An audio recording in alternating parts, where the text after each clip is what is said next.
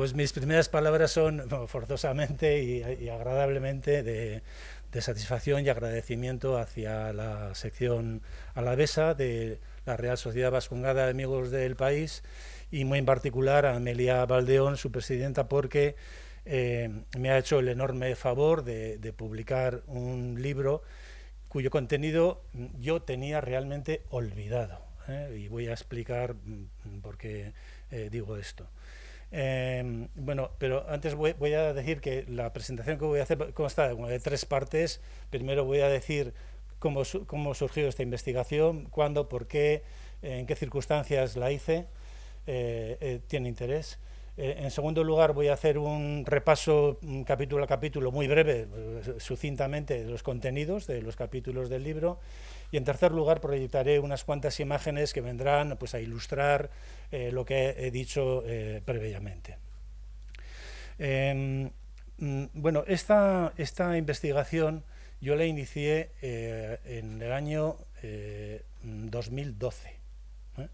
Estaba yo dirigiendo el Museo Balenciaga, ¿no? Yo siempre he creído que, además de la gestión, un director del museo, si es posible y si tiene ganas y tal, conviene que también se meta en la investigación de los temas que gestiona, claro. Así lo hice aquí, en Artium, también lo he hecho en otros lugares, y por eso, mientras estuve en Balenciaga, inicié esta investigación el año 12, que el año 13 estaba ya prácticamente concluida, prácticamente, al 95% estaba concluida.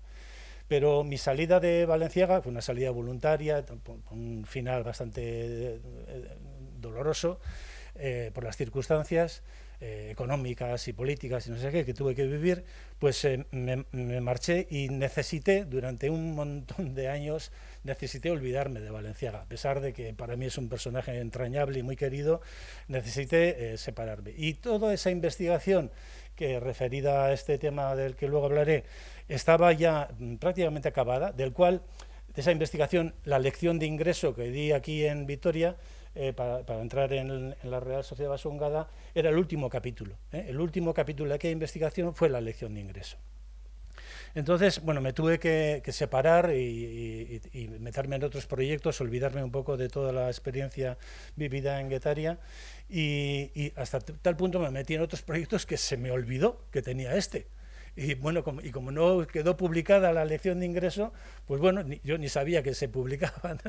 Así que cuando me llamó Amelia para decirme que tenía esta idea, ¿no? Recuperar la idea de publicar la lección de ingreso, pues yo recordé en ese momento, pues es verdad, pues aquello era el último capítulo de un trabajo que estaba casi acabado. Entonces le pregunté a Amelia a ver si sería interesante que junto con la lección de ingresos se publicara todo lo que quedó sin darse a conocer.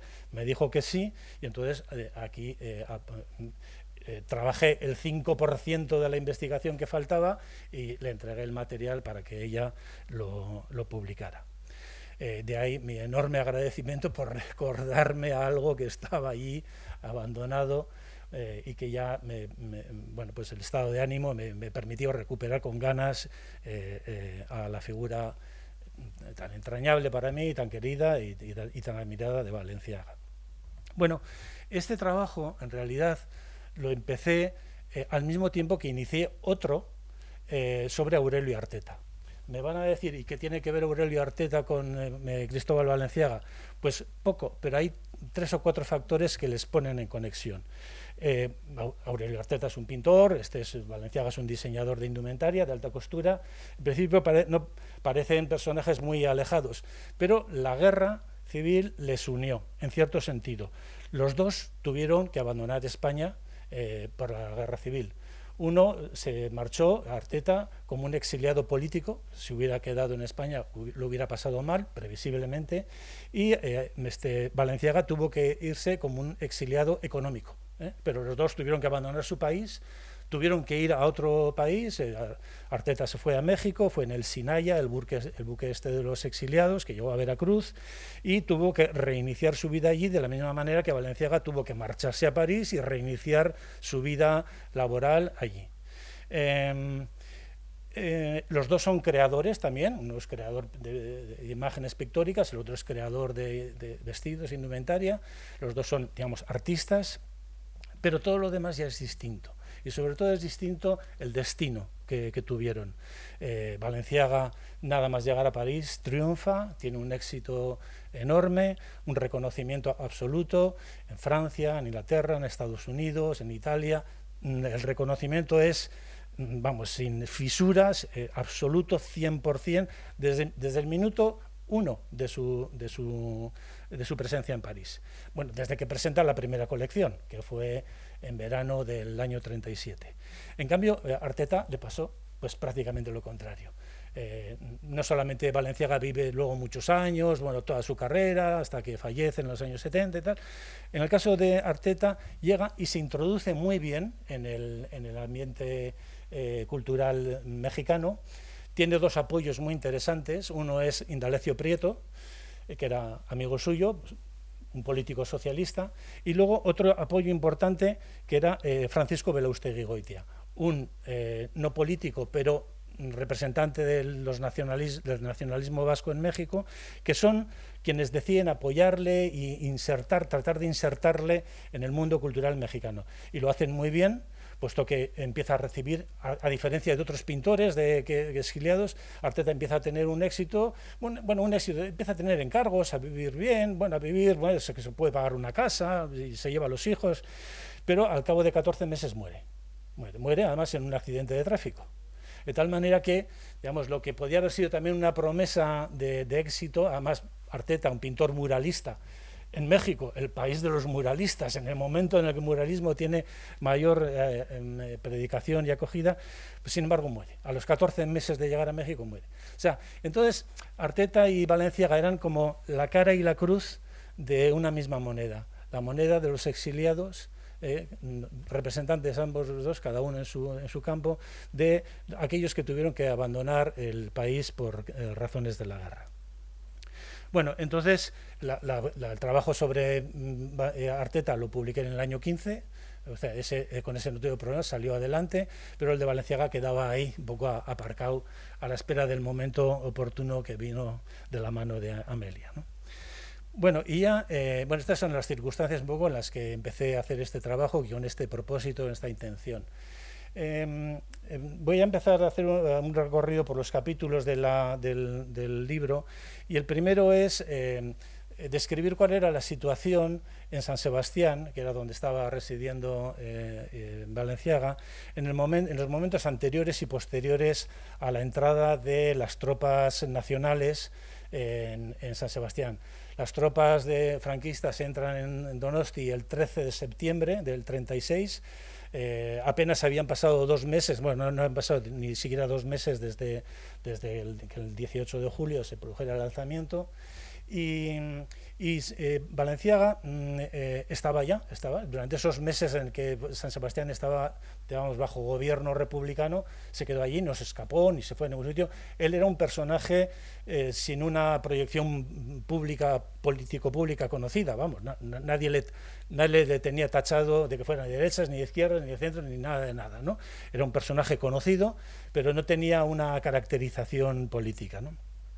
Es verdad que a la vista de su clientela podía haber gente que pensara, bueno, pues si este está haciendo diseños de alta costura para la aristocracia madrileña que viene a veranear a Donosti, si hace vestidos y trajes que cuestan un dineral y que solamente pueden comprar la gente enriquecida, y se relaciona con esto, hombre, pues podría suponerse que su pensamiento político podía ser de derechas, pero no lo sabemos. O sea, eso no quedó nunca claro. Él trabajaba para una clientela que le pedía algo que él podía hacer, y hasta ahí llegamos.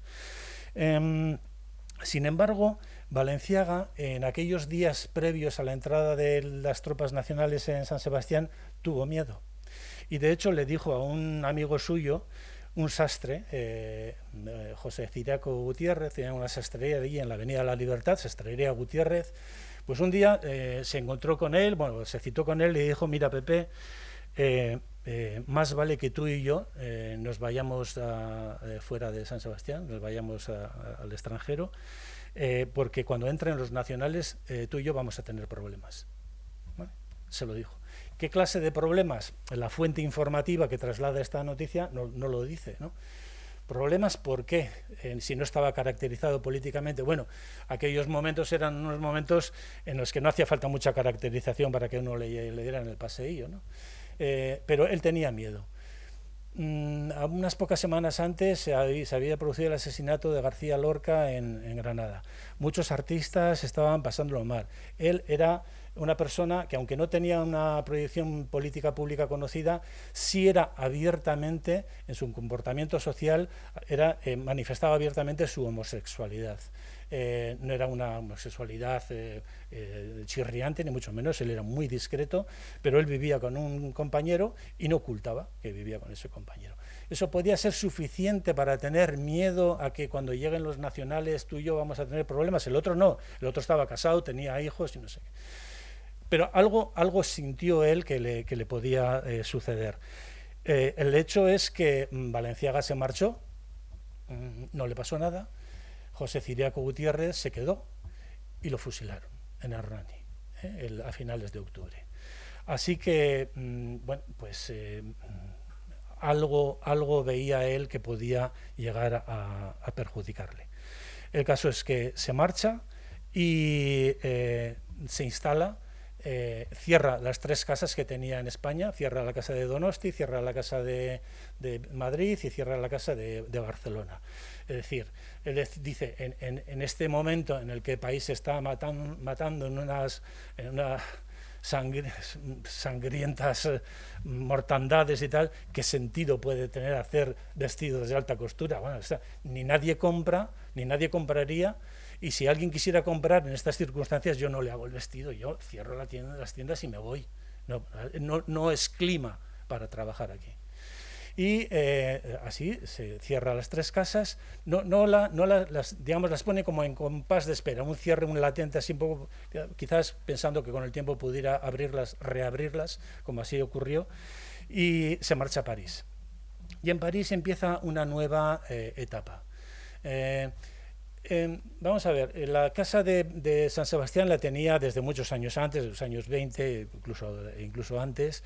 La de Madrid la abre en el 33 y la de Barcelona la abre en el 35.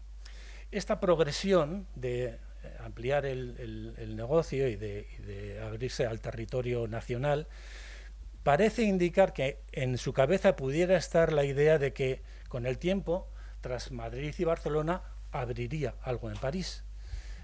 No lo dejó escrito ni dicho en ningún sitio, pero todo hace suponer que en su estrategia empresarial pudiera estar eso presente, porque cuando abre la Casa de París todo va muy rodado, parecía como si hubiera habido un engranaje previo, ¿no? Como predispuesto a ello. El caso es que, bueno, va a París y empieza desde cero. Él no quiere decir que no conociera París, él iba a París todos los años, desde los años 20, para conocer las últimas novedades y estar informado y tal. Y por supuesto tenía amigos, conocidos, pero bueno, no tenía un negocio ni se había planteado ponerse a residir y a vivir allí. El caso es que la guerra le permite a Balenciaga, dentro del cúmulo de desgracias que a él le proporcionó, digamos, un par de ventajas, ¿no? En primer lugar, si tenía esa idea de abrir una casa en París, la ventaja que le dio la guerra es de que al cerrar los 3 negocios españoles, poder concentrar el 100% de su atención en la nueva aventura parisina, es decir, sin distracciones, ¿no? Venga, París, 100%. Lo cual le pudo permitir tener un horizonte más ambicioso para el negocio parisino de lo que hubiera podido tener si hubiera tenido que estar atendiendo Madrid, Barcelona, San Sebastián y encima París. Bueno, esa es una ventaja, el de que se concentrara al 100%. La otra ventaja fue financiera. Balenciaga vivía bien, tenía la vida resuelta. Él y su compañero, que era un francés de origen polaco, Władysław Jaworowski de Tainville, así como de orígenes aristocráticos también igual, pero bueno, no eran ricos como para poner de pronto, de la noche a la mañana, en marcha un negocio, ¿no? En París además. Y entonces la oportunidad le vino dada por un exiliado político, que sí tenía dinero. un exiliado que se llamaba Nicolás Vizcarrondo, era un ingeniero de caminos de San Sebastián, que curiosamente vivía en el mismo edificio que Balenciaga, ¿no? En el número 2 de la Avenida de la Libertad, vivían los dos. Lo que pasa es que bueno, eran tan distintos de carácter y la vida social de uno y de otro eran tan diferentes que seguramente el conocimiento que se tenían era de vecinos que se saludan en la escalera, hola, buenos días y nada más, ¿no? El exilio les reunió. Nicolás Vizcarrondo puso el dinero, el 80% del dinero necesario para abrir el nuevo negocio. Bladio, el compañero de Balenciaga, puso un 15% y Balenciaga solamente puso un 5% de todo el capital necesario para abrir la nueva empresa. Bueno, puso el 5% y su enorme creatividad, claro, lógicamente, ¿no? Y Nicolás Vizcarrondo había sido diputado provincial por Izquierda Republicana, salió elegido en las elecciones del 34, en las del 36 le propusieron, de Izquierda Republicana le propuso, no era militante, era, digamos, independiente, pero en las filas de Izquierda Republicana. En el 36 le propusieron volver a presentarse y ya él debió ver que la cosa no iba muy de su gusto político y rechazó presentarse, pero quedó, digamos, su imagen quedó marcada por esa participación política abierta en los años 34-36. Cuando se marcha, se exilia, antes de la entrada de los nacionales en San Sebastián, se marcha a San Juan de Luz, luego a París. Bueno, se instala en París, aporta este capital y años más tarde, en el año 41, hay un juicio en España por responsabilidades políticas hacia él. Se constituye un tribunal de los que se hacían en aquel tiempo y bueno, le acusan de delitos gravísimos, todos falsos. Le acusan de transportar armas al frente de Eibar, le acusan de ser un agitador social. Vamos, que para nada era esto, pero bueno, con informes de Falange, con informes del Ayuntamiento de San Sebastián, que luego fueron desmentidos. El caso es que algo rondaba en torno a la imagen y a la personalidad de Nicolás Vizcarrondo que hizo que eligiera escapar a Francia ante el peligro que representaba esto. Seguramente le hubiera ido mal si se hubiera quedado en España. El caso es que, por lo tanto, la guerra civil le crea las dos condiciones necesarias para que Balenciaga emprenda un negocio con fuerza, con mucha fuerza, digamos, financiera, económica, en un buen local de París y con toda la maquinaria engrasada.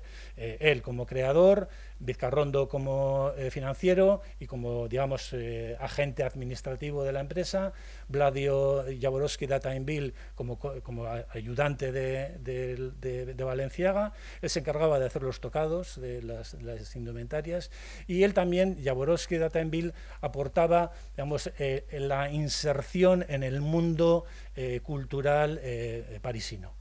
Él era parisino y conocía a la crema innata de la intelectualidad y del mundo cultural.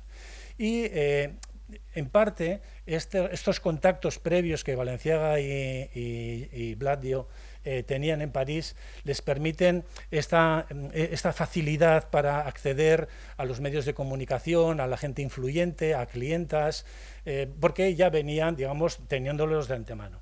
Pero también es importante decir que esta inserción de Balenciaga en el mundo parisino vino acompañado de una caracterización para nada negativa, pero bueno, que hay que decirlo. Sus amigos eran Jean Cocteau, su pareja, Jean Marais, Serge Lifar, un bailarín de los ballets rusos de Diaghilev, era Coco Chanel, era Missy Assert.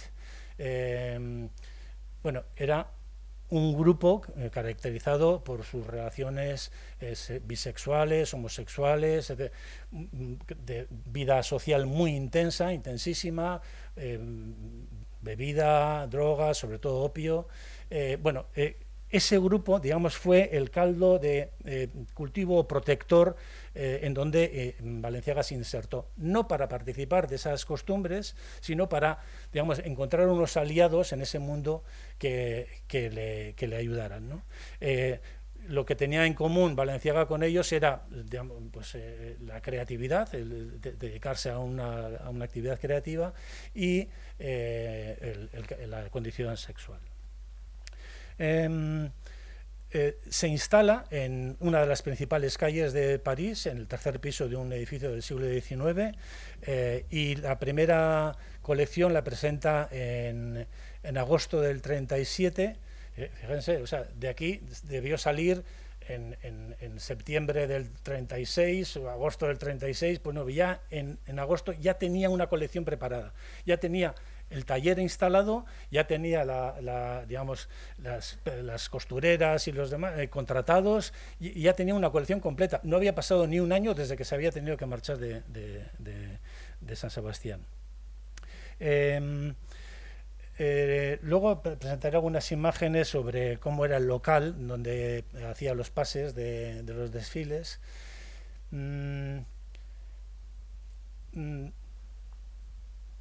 La recepción crítica que tiene Balenciaga en París, en Estados Unidos y en Londres es, como he dicho antes, de éxito absoluto desde el primer momento. Había dos revistas fundamentales en aquel momento, L'Officiel y Vogue.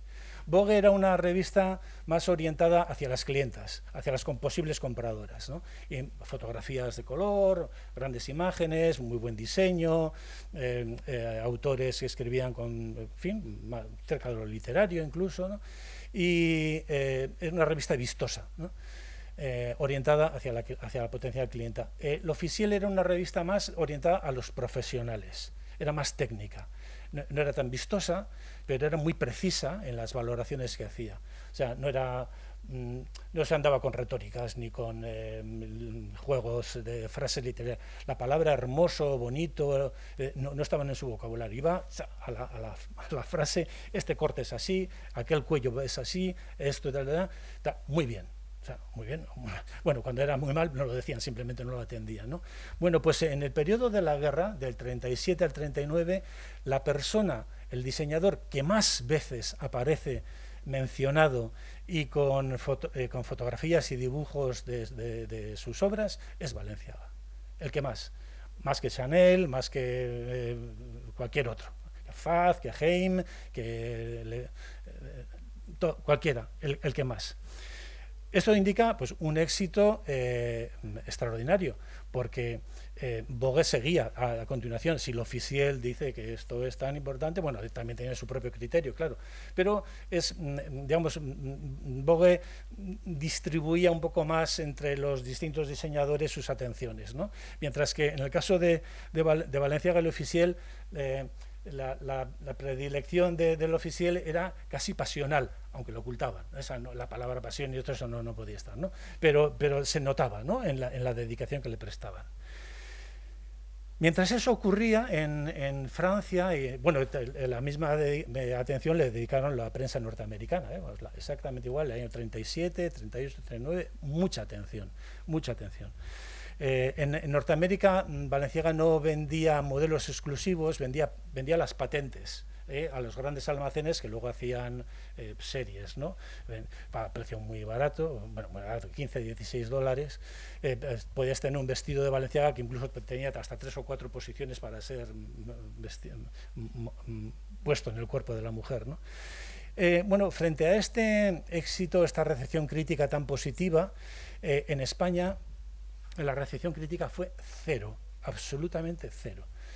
Y es curioso, porque si de alguna manera alguien representaba la españolidad en la indumentaria en aquel momento, era él. Y teniendo éxito en París. Nadie durante la época de la guerra mencionó el nombre de Balenciaga. Me diréis, bueno, pero claro, es que en medio de una sangría como la que estaba ocurriendo, una matanza brutal, ¿quién va a preocuparse de quién? Bueno, pues hubo una revista que se ocupó mucho, además de la moda. Y fue una revista que se hacía en San Sebastián, y que nació inmediatamente después de que San Sebastián fuera tomada.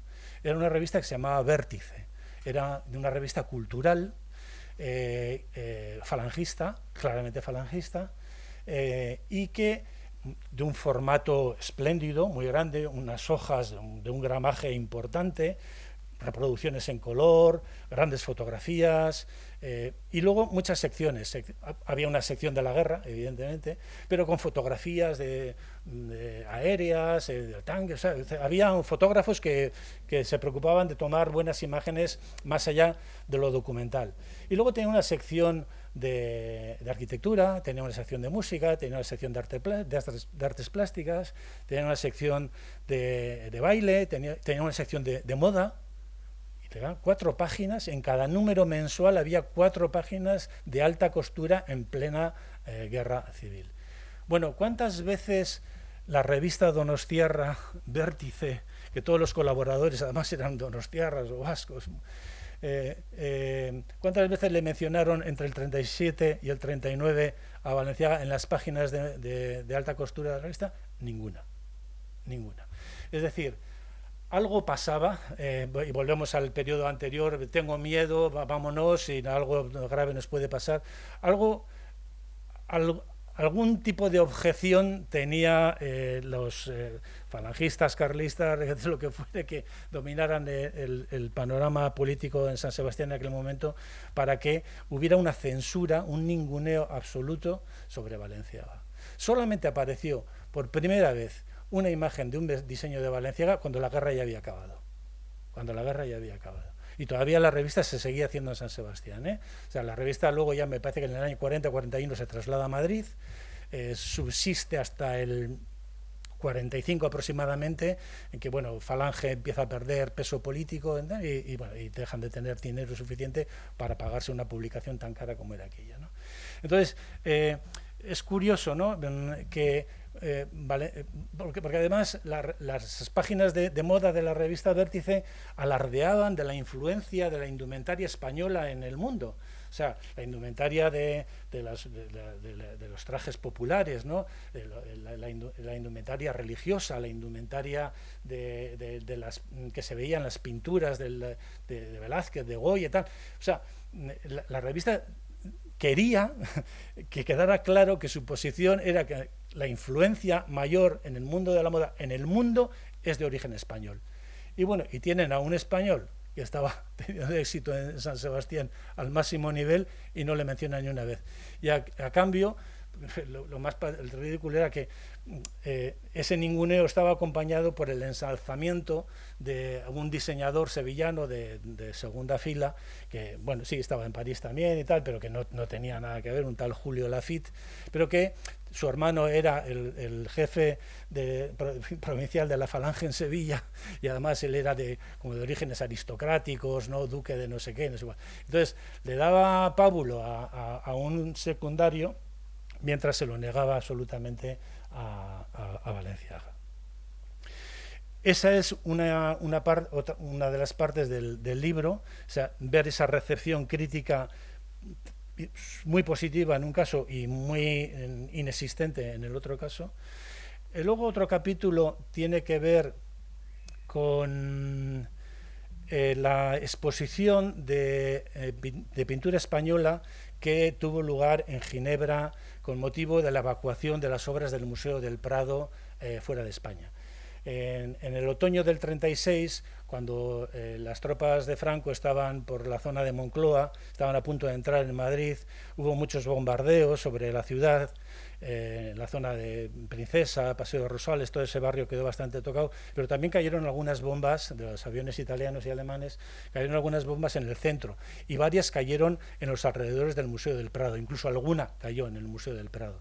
Entonces las autoridades republicanas, temerosas de que ocurriera una desgracia irreparable, sacaron todas las pinturas y las embalaron bien, y una operación pues muy complicada, pero que se saldó con éxito, las llevaron a Valencia, primero, donde estaba el gobierno republicano refugiado, y según las tropas franquistas iban avanzando por la península, pues se fueron retirando hacia Barcelona, luego de Barcelona a la frontera, y finalmente en febrero del 39 estas 400 y pico cajas con pinturas de Goya, de Velázquez, de Murillo, salieron hacia Ginebra para que quedaran custodiadas, ¿no?, y protegidas transitoriamente hasta que pudieran volver a España.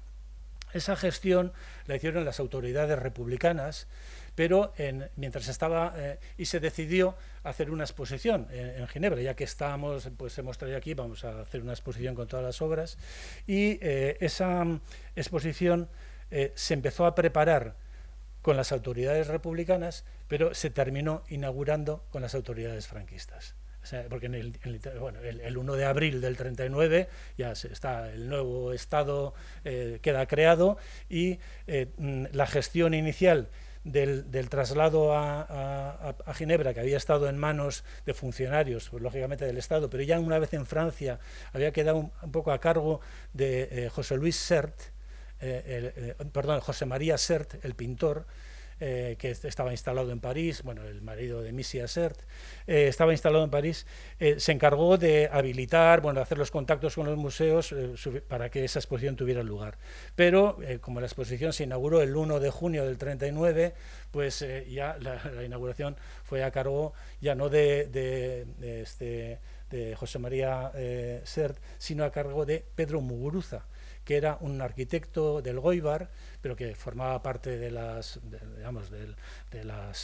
intelectualidad del nuevo régimen, y él se encargó de inaugurar y de dar el diseño final a la exposición. Bueno, el caso es que esa exposición, con muchos Velázquez, muchos Goyas, muchos Murillos, Grecos y demás, fue la primera exposición que tuvo un éxito internacional que superó los cientos de miles de visitantes, no solamente ginebrinos, sino de toda Francia. Desde París se organizaban, American Express organizaba autobuses de lujo para ir exclusivamente desde París hasta Ginebra para ver la exposición, y bueno, fue como una locura. Fue la primera exposición de repercusión internacional que hubo en el siglo XX, y fue con pinturas del Museo del Prado que habían salido de alguna manera al exilio también. Fue tanta la repercusión que esta exposición tuvo que muchos analistas y muchos modistos se dieron cuenta de cómo algunos modistos se basaban en algunas pinturas del Museo del Prado, pinturas de Velázquez, de Goya, para las creaciones de la temporada, el otoño-invierno que presentaron en el verano del 39. La exposición, como he dicho, se inaugura el 1 de junio del 39. Las presentaciones de las casas de moda solían ser la primera semana de agosto. Bueno, ocurrió que con este fervor pictórico muchos diseñadores aprovecharon esa propaganda indirecta para añadir algunos toques españoles a las creaciones de la temporada del 39. Y pues una de las que se resaltaron más fue un modelo de Balenciaga llamado de Infanta, que supuestamente estaba basada en las pinturas de Velázquez de las infantas. Sin embargo, Balenciaga no era una persona que se pudiera plantear el improvisar en 2 meses un diseño. O sea, Balenciaga empezaba a concebir sus creaciones en marzo, abril de cada... O sea, para lo que iba a presentar en agosto, es decir, la temporada otoño-invierno de ese año, de esa temporada, empezaba a trabajar las colecciones en marzo-abril. No es lógico pensar que porque él se diera cuenta que el 1 o el 2 o el 3 de junio había una gran expectación en torno a la pintura española, decidiría de repente improvisar un modelo de vestido que rememorara los vestidos de las infantas. Lo que pasa es que Balenciaga tenía una información privilegiada sobre que esa exposición se iba a celebrar. Él era amigo de Muguruza y amigo también al mismo tiempo de Sert. De tal manera que los dos le dijeron, oye, con el tiempo, en el verano, esta exposición va a celebrarse en Ginebra. Y él pensó que, pues mira, yo que conozco bien el Prado, que he estado allí muchas veces en mis viajes de Madrid y tal igual, pues puedo hacer algo que de alguna manera rememore pues esa influencia de la pintura española en la moda contemporánea. Y hizo efectivamente unos diseños Infanta que fueron, bueno, eran unos diseños muy pesados, como muy historicistas, ¿no? Pero que le dieron mucha popularidad o mucha publicidad en los medios periodísticos. El caso es que de esa influencia de la pintura española se dieron cuenta pues casi todos los analistas que se acercaban a ver las colecciones, ¿no?, a París. Se dieron cuenta tanto los franceses, pero sobre todo se dieron cuenta los norteamericanos. Los norteamericanos enseguida señalaron que así como los franceses solían ocultar que Balenciaga era español, lo trataban como uno más, como un parisino que estaba ahí, no hablaban de su origen español. Los norteamericanos sí mencionaban eso, y además decían, bueno, es que se nota la influencia de la gran pintura del siglo de oro español y tal, y mencionaban el Greco y tal. Incluso antes del 39, ya en el año 37, cuando hace su primera colección, hay una analista norteamericana que dice, bueno, se veo aromas de Velázquez y de Goya, antes de que ningún otro francés lo dijera, ¿no? Y ¿a dónde me lleva esto? Bueno, pues el caso es que ese modelo fue muy conocido. Pero entre las influencias que se mencionaban, pictóricas que se mencionaban para Balenciaga, siempre estaban los mismos nombres, Murillo, Greco, nadie mencionaba a Zurbarán. El primero que menciona una influencia de Zurbarán en Balenciaga es José María Areilza, el político. El José María Areilza, en el año 64, 65, menciona por primera vez que Zurbarán es un agente influyente. Y tiene su sentido porque los que mencionaban en el 36, 37, 38, 39 las influencias pictóricas españolas lo hacían en base al color, a elementos ornamentales, pues un encaje, unas cintas, algún elemento decorativo y sobre todo el color, ¿no? El color de la pintura y el color del vestido, ¿no? Entonces eran, digamos, paralelismos un poco puramente visuales, un poco superficiales, si se quiere, ¿no? Evidente, pero superficiales. Nadie se dio cuenta de la influencia de Zurbarán, porque la influencia de Zurbarán no es tanto de color y de ornamento, sino que es más de construcción, de composición y de volumen, de elementos más imperceptibles, ¿no? Y también es verdad que la influencia de Zurbarán en Balenciaga se hace más patente según va avanzando el tiempo, ¿eh? Ya en los años 50 y en los años 60 es más clara esa influencia, aunque ya venía desde los años 30. Bueno, entonces esta influencia de Zurbarán en Balenciaga fue la que constituyó la lección de ingreso, que era el último capítulo de esta investigación que hice. Bueno, y ahora pues voy a proyectar algunas imágenes, un poco, voy a pasarlas deprisa porque creo que vamos ¿cómo vamos de tiempo, Amelia?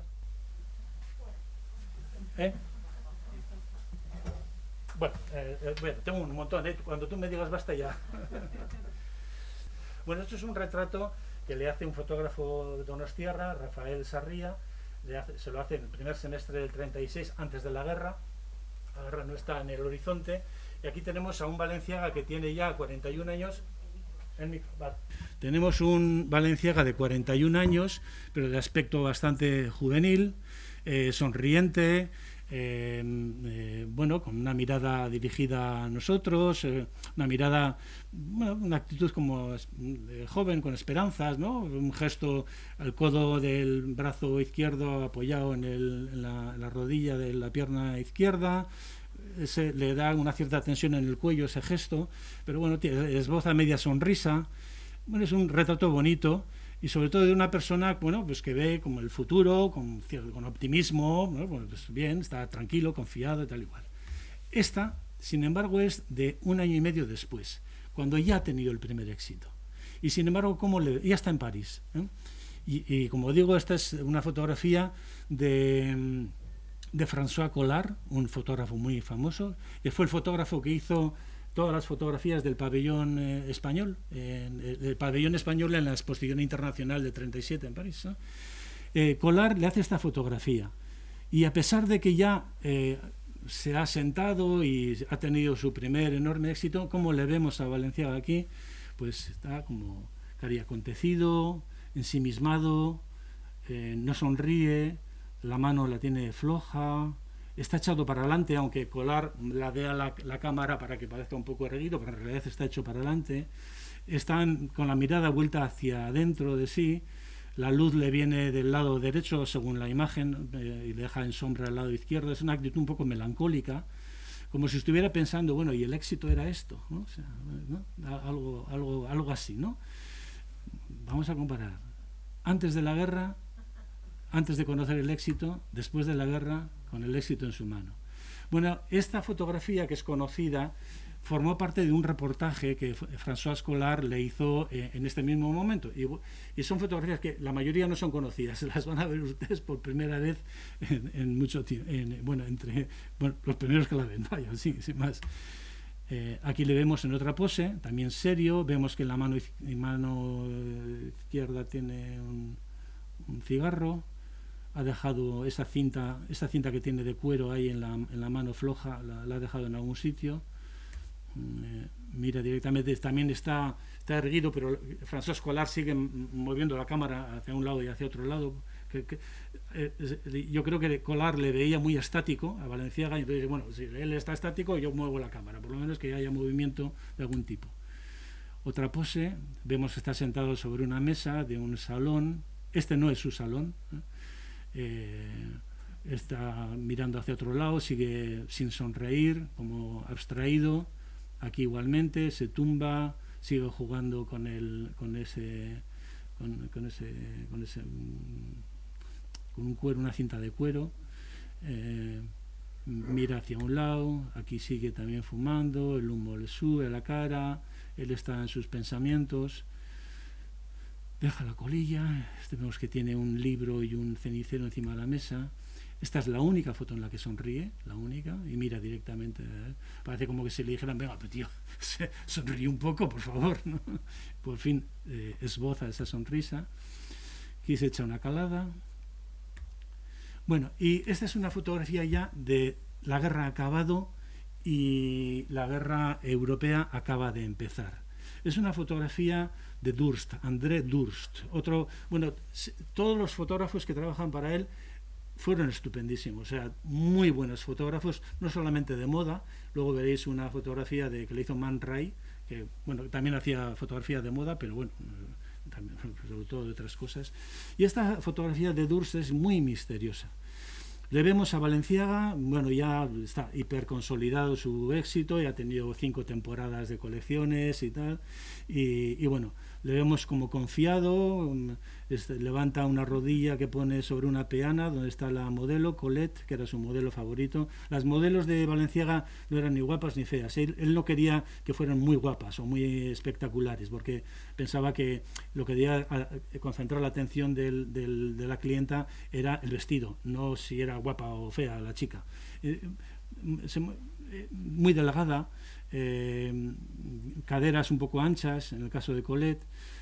Era el tipo, pero también fue el primero que introdujo una modelo exótica, Taiga, una chica como filipina, asiática. Fue el primero que introdujo no europeas en el mundo de los desfiles, ¿no? Bueno, aquí le vemos, está mirándole a la modelo, no tanto le mira a ella, sino está mirando el vestido, apoya la cara en la mano, donde tiene otro cigarro, y ella, la chica, está tumbada en una tarima. La tarima vemos que decae hacia la derecha, se crea esa línea recta de zona de luz y de sombra.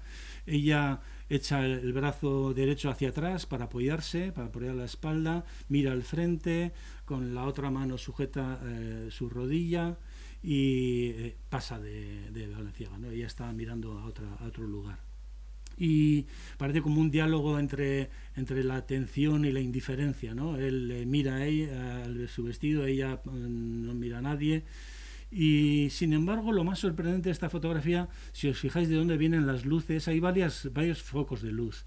Hay uno que está a la espalda de la chica, por eso el brazo con el que se apoya en la tarima le hace una sombra hacia adelante, pero también hay un foco enfrente, porque le ilumina el rostro, y le ilumina el rostro de ella y también la mitad de la cara de Balenciaga, porque la otra mitad no queda tan iluminada, ¿no? Pero hay algún foco más, porque lo que nos sorprende al final de esta fotografía de Dust es este aspecto casi surrealizante de esa sombra al fondo, ¿no? ¿Qué es esa sombra? Porque podría pensarse, bueno, esa especie de óvalo que está ahí arriba con dos elementos que salen, pues es el sombrero con unas cintas. Pero no, pues si hubiera un foco aquí en este lateral que proyectara esa sombra caería sobre Balenciaga, no sobre la pared. Y sin embargo no cae sobre Balenciaga está muy bien iluminado. Y por otra parte, bueno, no vemos que tenga cintas ese sombrero, ¿no? Pero bueno, es posible que estén al otro lado. Pero esa sombra tendría que estar oscureciendo la cabeza del modisto, ¿no? Por otra parte, abajo a la derecha, junto al pie de la chica, hay una sombra como de un brazo, una pierna o algo así, que no sabemos qué es, pues no puede ser nada, no es el brazo del modisto, con el que sostiene la cara, no es su pierna, no es el brazo de la chica. Es algo inquietante. Bueno, es una fotografía muy bien compuesta, muy bien estudiada, para crear esta sensación de, bueno, algo ignorado, pero hasta cierto punto amenazante, está sobre nosotros, ¿no? Y, bueno, pudiera ser que Durst, el fotógrafo, quisiera con esta imagen presentar un cierto tipo de idea de peligro en ciernes, ¿no? Todavía los alemanes no habían invadido París, pero estaban acercándose, y bueno, quizás aquí en esta imagen pues haya un poco algo de ese mundo de sombras y de sospechas y de algo inominado y desconocido que se cierne. Una cosa que podía pensar, yo he enseñado estas fotografías, no sé si está Quintas por ahí, se ha ido ya. Bueno, he hablado con varios fotógrafos sobre esta imagen, tratando de que me explicaran cómo se podía conseguir esa sombra con esas luces, ¿no? Y alguno me decía, bueno, es que eso seguramente es una sombra desde el otro lado de la pared. O sea, que esa pared en realidad es una lona y hay algo que se está proyectando desde el otro lado de la pared, que simula ser la sombra de lo que tenemos aquí delante, pero es algo que está al otro lado de ese telón blanco que vemos como fondo. Pero bueno, es una hipótesis como otra cualquiera. Bueno, este es el retrato que le hace Man Ray, nada menos que Man Ray a Balenciaga, también con su cigarrito en la mano, impecablemente peinado, vestido, muy elegante. Aquí también le vemos un poco distraído, ¿no? Como en su mundo, ¿no? Como si pasara un poco de... Bueno, realmente él pasaba de querer llamar la atención. Era socialmente, tenía su grupo de amigos y no iba ni a fiestas, no le gustaba ese mundo. Alguna vez se le veía pues un traje de noche, pues para ir a alguna cena, a algún concierto quizás, pero era muy poco social. He preservado su intimidad mucho. De hecho, una de las dificultades de este libro y de mi investigación ha sido encontrar datos sobre el hombre. Es que no dejaba huellas. Él no quería que se hablara de él. Él no quería que la gente le fuera a saludar, a hablar, a hacerle perder el tiempo, ¿no? Y por lo tanto han quedado muy pocos testimonios de su vida privada y máxime de estos años de la guerra, en que los documentos pues no se guardaban tan bien. Y entonces mi investigación ha sido un poco merodear alrededor de Balenciaga. O sea, no tanto porque no disponía yo de mucha documentación positiva, como porque él se escabulle de la investigación histórica, ¿no? Porque no deja huellas. Entonces, lo que he hecho ha sido dar muchos merodeos alrededor de sus amigos, de sus entornos, de sus, en fin, de lo que podía ser el ambiente, para que desde ese ambiente tratar de entenderle a él y encontrar, como así me ha sucedido en algunos casos, encontrar conexiones entre distintas personas a través de él. Bueno, esta es una fotografía también de Collard, la pongo aquí porque ya sabéis que en el pabellón de España del 37 en París, bueno, donde se presentó el Guernica de Picasso, en el exterior había una escultura de Alberto Sánchez, un escultor surrealista español de la Escuela de Vallecas, y era una escultura filiforme, muy alta, muy delgada, que se llamaba El pueblo español tiene una estrella que le guía en el camino. y efectivamente esta cosa filiforme muy surrealista, arriba había una estrella y en una especie de repisita situada muy cerca de la estrella había una paloma. Y una de las cosas que llaman los analistas en la primera colección que presenta Balenciaga el 37, al mismo tiempo que la escultura de Sánchez y el pabellón está abierto en París, es esta imagen de esta modelo que lleva un tocado que es una paloma en la cabeza. Entonces, nadie señaló esa coincidencia. Yo me he dado cuenta, examinando estas imágenes, de qué curioso que Sánchez coloca una paloma antes de que la paloma fuera una alegoría del símbolo de la paz. Todavía eso lo hace, llega más tarde. Pero que Alberto y Balenciaga coincidieran en darle importancia a esta paloma en lo alto de la cabeza de una mujer, en lo alto de una escultura que estaba al frente delante del pabellón español. Bueno, la publicidad que hace, Balenciaga va dando la nota, por decirlo así, a cada momento. No solamente con sus creaciones, sino incluso con la publicidad. Hace una publicidad muy austera, casi minimalista, ¿no? Aquí, en esta publicidad, que su nombre, a qué se dedica, la dirección, luego una puerta espejada y una silla y nada más. Es el autor de la fotografía está ahí abajo. O sea, es una fotografía muy estudiada, lo mismo que esta también. El nombre arriba sobre un blanco enorme, sobre un blanco la mayor parte de la imagen es blanco, y luego abajo dos modelos con dos diseños suyos tumbadas sobre un sofá al lado de una columna que era una luminaria. Es la decoración de su salón, que era la hizo un diseñador, se llamaba Christian Berard. Christian Berard era amigo de Cocteau, de Jean Marais, del grupo de amiguetes y fijaros cómo decora el sitio.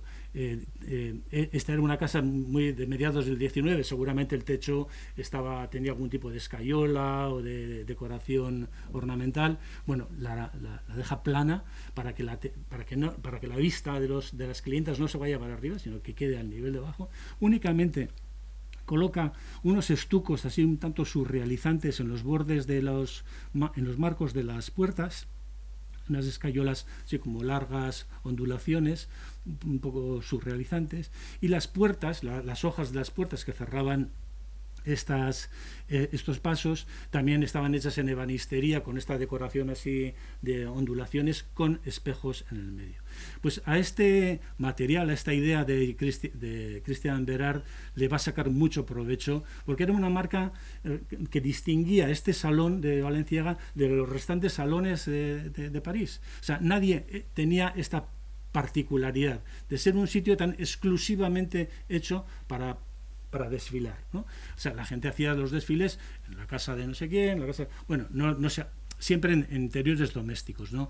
En esta época todavía no se alquilaba el Petit Palais o no sé qué, como se hace ahora, ¿no? Se hacía dentro de la propia maison y eran lugares muy pequeños. Esta sala podía tener 7 metros de ancho por 12 de largo, 13 de largo aproximadamente. Las chicas salían con sus modelos, las clientas se sentaban en estas sillas alrededor de la sala, no había más de 25, muy pocas, era muy selecto. Las chicas salían por esta puerta de aquí, salían por ahí y regresaban ahí. Daban apenas 15 pasos hacia donde estaba tomada la fotografía y giraban y daban apenas otros 15 pasos para salir. Cada pase de cada modelo no llegaba a 30 segundos, era una cosa muy rápida. Claro, había que pasar a veces hasta 180 modelos. O sea, en esa habitación detrás de esa pared había un trajín espectacular, claro, eran varias chicas, pero quitándose y poniéndose vestidos todo el rato, y claro, y cada una hacía un pase de 30 segundos, volvía, se quitaba, se ponía otro vestido, mientras tanto otra chica iba saliendo, pero claro, al cabo de 3 o 4 minutos ya la que había salido antes tenía que volver a salir. Era una cosa. Claro, estas señoras que se sentaban aquí no se enteraban de todo ese trajín, ¿no? Sino simplemente iban tomando sus notas y tal. Bueno, fijaros, veis ahí esos estucos al borde. Estas son fotografías de la casa, de la propia maison, se tomaban para sus propios registros, ¿no? Este vestido negro espectacular, con la ornamentación ahí al fondo. Aquí de nuevo, al borde de la chica, al borde de la puerta y de esa columna, con un jarrón que es una luminaria, de hecho. Cuando se presentaban las colecciones de la primavera-verano, como se hacía en invierno y la luz del sol se iba pronto, aunque los pases solían ser a las 3 de la tarde, la mayor parte de la iluminación procedía de estos jarrones, ¿no? Que había como media docena repartidos por todo el salón. Aquí veis este juego, ¿no? En el espejo de una de las puertas se refleja la imagen de una chica que está apoyada sobre otra puerta allá al fondo, ¿no? Esto de utilizar la decoración de Bérard le daba singularidad a las imágenes. Nadie podía decir, esta es mi marca. Él podía decir, esta fotografía y este diseño es mi marca, porque fíjate, está hecho en mi salón. Porque mi salón, sabes que es así, y nadie tiene un salón como este, ¿no? Todo vestido. Muchas fotografías de la Maison son así, alrededor de estos elementos. Incluso, aunque no sean fotografías, aunque sean acuarelas y dibujos de alguien encargado, pues también utiliza los elementos del salón. Bérard era escenógrafo, pintor, interiorista, era un monstruo Bérard, ¿no? Y hizo varias imágenes para Balenciaga sobre modelos suyos, así pues, como este otro, como este que es muy andaluz, con el bolerito ahí, y esta chica tocando algo como castañuelas, ¿no? un aire español junto con el guitarrista ahí abajo. Bérard era un verdadero genio. Y bueno, un personaje muy respetado que murió muy joven, pero le dio tiempo a hacer este diseño para Balenciaga que le dio tanta singularidad. Bueno, Balenciaga puso su casa ahí, en el 3er piso de este edificio, en la calle Georges V, en una zona que ya estaba ocupada en aquel momento por la mayoría de las grandes maisons parisinas. Ahí estaban todos los importantes. Y alquiló, rentó, compró, yo creo que al principio alquilaron el equipo de Vizcarrondo, Atainville y él, alquilaron ese piso y luego lo compraron, porque incluso esta fotografía es del año 47 y ya ha puesto en el piso de Dallau, ¿veis? A la izquierda ha puesto otro letrero de Balenciaga porque la casa creció tanto que hubo que ampliar sus instalaciones, sobre todo las instalaciones para costura, porque el salón de los desfiles era siempre el mismo, ese no cambió nunca. En el año 47 las cosas le van tan bien y se da cuenta de que Chanel y otros hacen más dinero vendiendo perfumes que vendiendo vestidos, entonces se compra la lonja, el piso en la planta baja, a la calle, y abre una perfumería. Bueno, el barrio donde está instalada la Maison, ahí le veis en esa banderita, es entre los Campos Elíseos y el Sena, entre los jardines, donde acaban los jardines de los Campos Elíseos, acaban aquí, y la Place d'Étoile, el arco está un poquito más allá, y por aquí va el Sena, ¿no? Entonces, en este triángulo es donde se instala. El coste del alquiler o de la coma no debió ser barato, pero bueno, ahí estaba Vizcarrondo aportando sus recursos para hacerlo posible.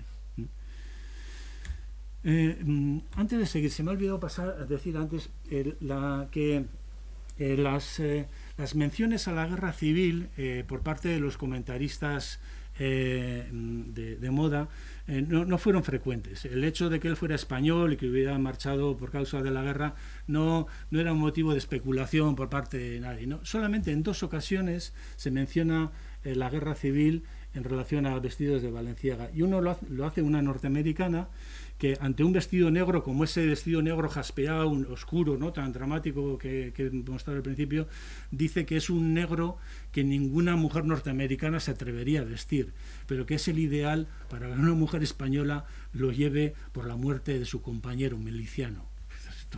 Un poco tremebundo, pero bueno, lo dijo, una mención a la guerra. Y luego la otra mención la hace un radiofonista parisino que ante un abrigo rojo, un rojo intenso, muy espectacular de Balenciaga, dice que era un abrigo digno de ser llevado por la pasionaria.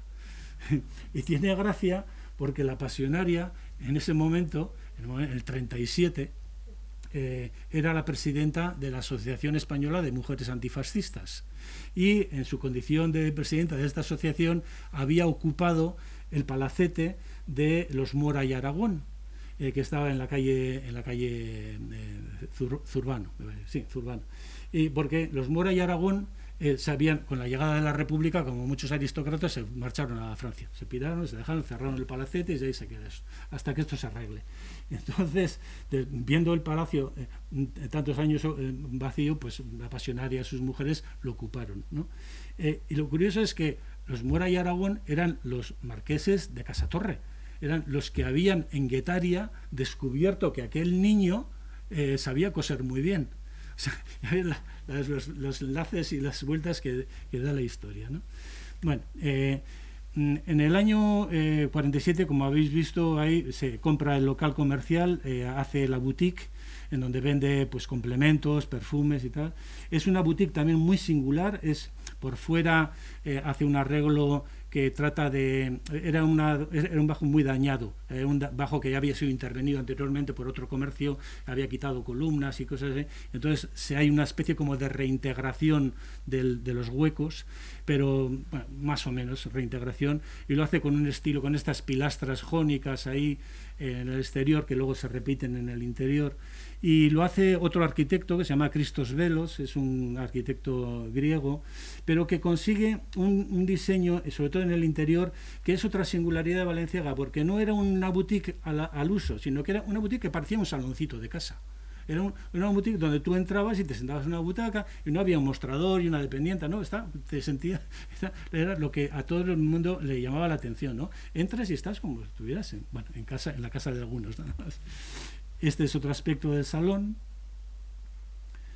de la boutique, que como veis no tiene mucho aspecto de boutique. Ahí le vemos a Balenciaga ante la puerta de la boutique, que es aquella del fondo, que da a la calle, a la avenida Georges V. Por ese rincón y detrás de ese sofá se bajaba a una planta entresuelo, donde tenía un salón más privado para visitas VIP y cosas así. Este es otro rincón de su boutique. Aquí le vemos a Balenciaga bajando hacia ese salón inferior, con este reloj espectacular en la pared.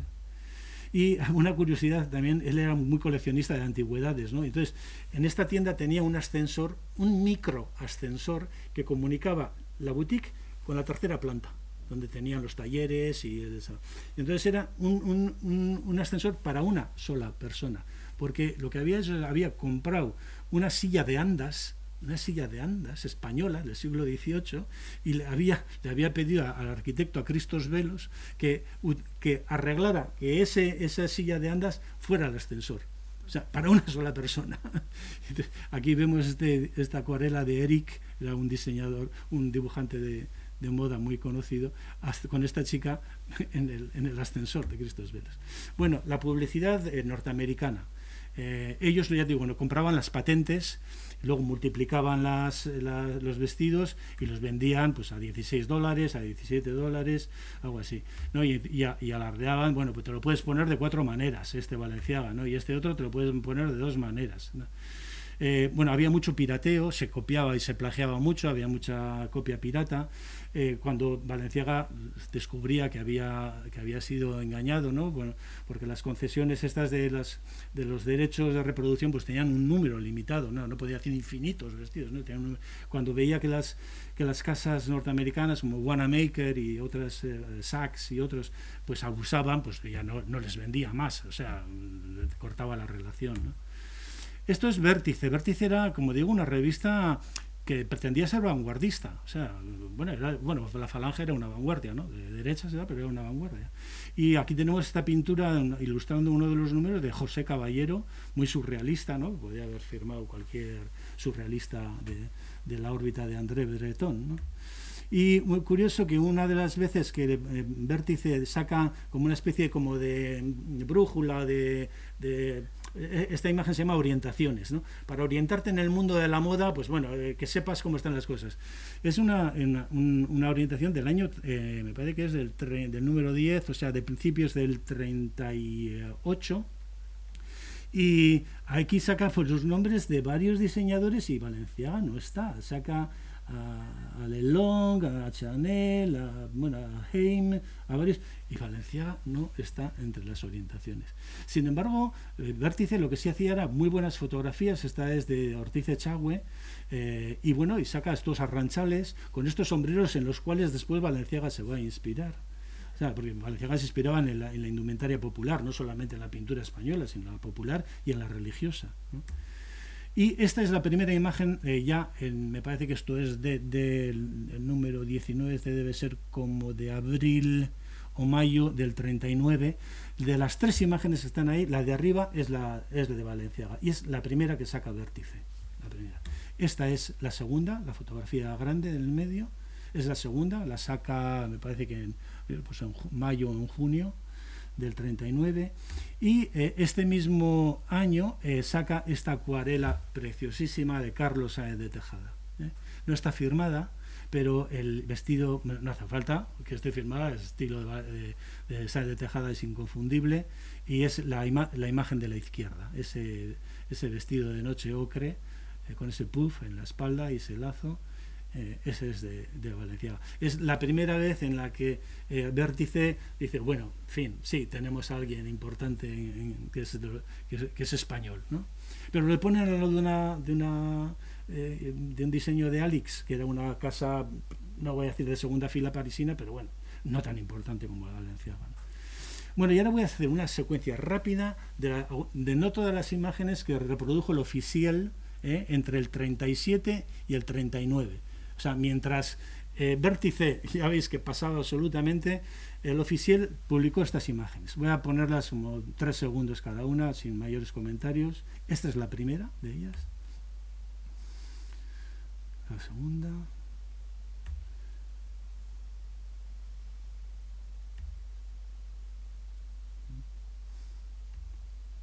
Esta es la que configura la portada del libro, coloreada. Sí, la hemos elegido para la portada porque, aparte de que es muy bonita la composición, es esa mirada que la chica dirige hacia un lugar fuera de la escena, ¿no? O sea, está como mirando algo que no vemos, ¿no? Algo está pasando fuera de la imagen, no sabemos qué es, pero a ella le hace girar el cuello y mirar, ¿no? Como, bueno, no queriendo hacer alusión a que algo terrible está pasando en algún sitio, ¿no?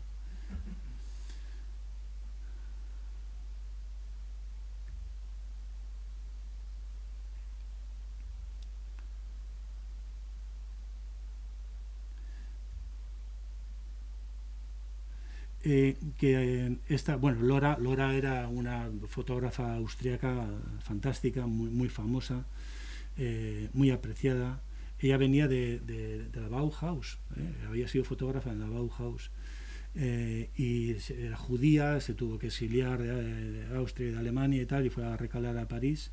Y bueno, para sobrevivir, y bueno, pues le gustaba, hizo fotografías de moda. Es muy raro que Balenciaga aceptara que las modelos se tiraran al suelo, adoptaran poses así. No le gustaba eso. Como habéis visto en todas las anteriores, son chicas de pie, más o menos girando, moviéndose de un lado a otro, pero no este tipo de gesto tan exagerado. Pero seguramente Lora le convenció de que la foto quedaría muy bien, y como efectivamente así es.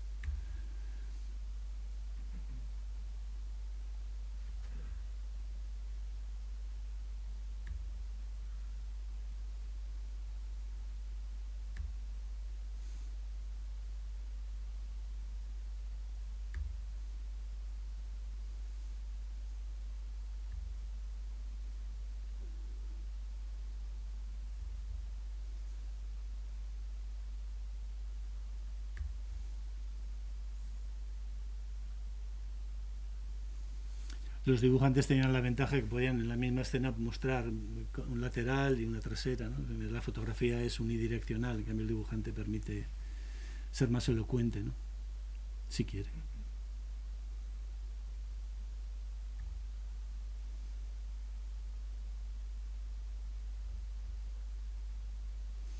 Como veis, en general ahí es muy austero, o sea, no hay grandes aspavientos de volúmenes.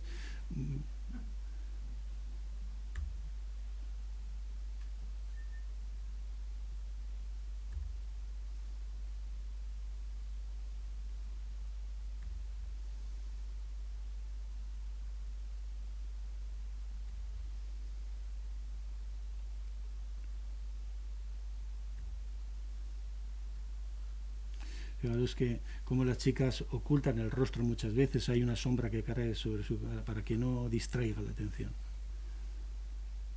La gestualidad también muy contenida, aquí es un poco expresiva, pero en general es gestualidad de los brazos muy contenida.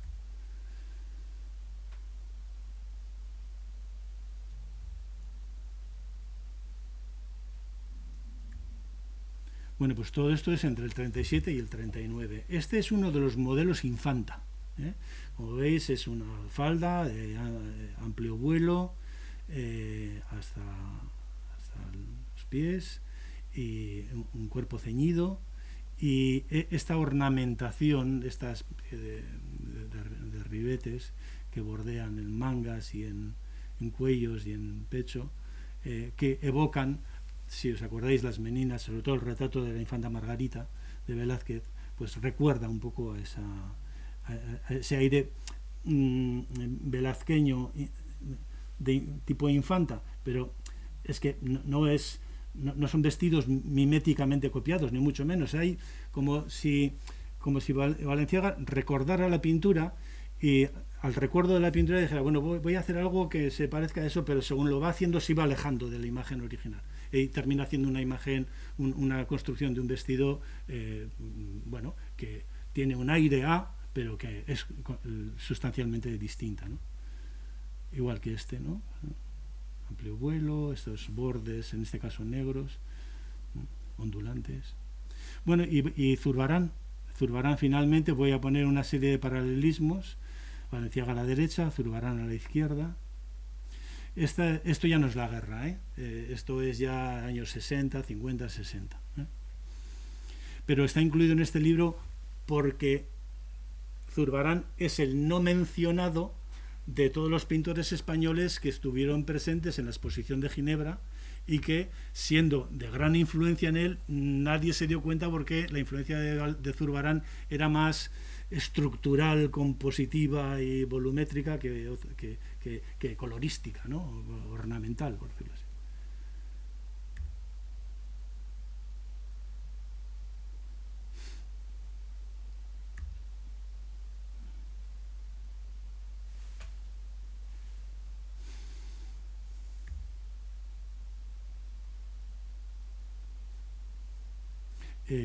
La mayoría de las pinturas de Zurbarán son de las santas, ¿no? Las santas, ¿no?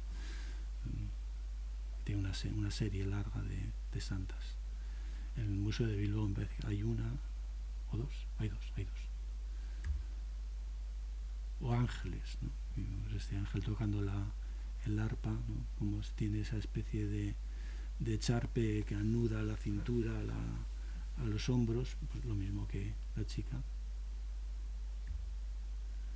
O esta otra santa con esta capa que se convierte en capa abrigo, ¿no? En el caso de Balenciaga, pero con ese volumen de pliegues y arrugas, ¿no? En torno a las mangas, que le da expresividad al tejido. Igual que este caso, ¿no? La capa de la santa se convierte en un abrigo.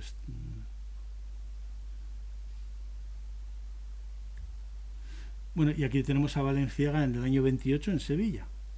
Es decir, Balenciaga conoció bien la obra de Zurbarán, la conoció de primera mano. O sea, no necesitaba haber ido a Ginebra, de hecho yo creo que no fue, para ver la exposición, ¿no? De la misma manera que tampoco necesitó ver pinturas de Velázquez porque ya las había visto antes en el Museo del Prado, en sus viajes a Madrid, ¿no? Pero es que incluso estuvo en Sevilla a los pocos días de inaugurarse la exposición universal, ¿no? Y bueno, y eso es todo. Bueno, pues nada, muchas gracias. No se me ha extendido una barbaridad, ¿verdad? Lo siento. Muchas gracias.